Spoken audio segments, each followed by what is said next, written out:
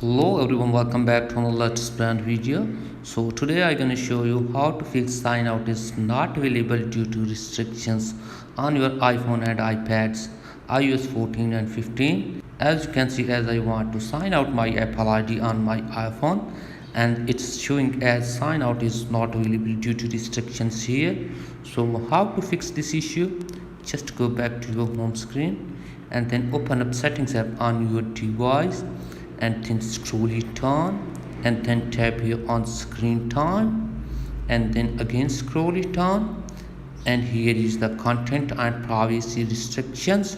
So type it and then content and privacy restrictions toggle turn off here, and then enter your screen time passcode and then go back and scroll it on and turn off your screen time here, and again tap here on turn off screen time and then again go back and open up settings app and then tap here on your Apple ID, scroll it on. So as you can see, sign out is available right now, so you can sign out your Apple ID here. So that's it for today video. If the video is helpful, please like that and subscribe my channel. Thanks for watching.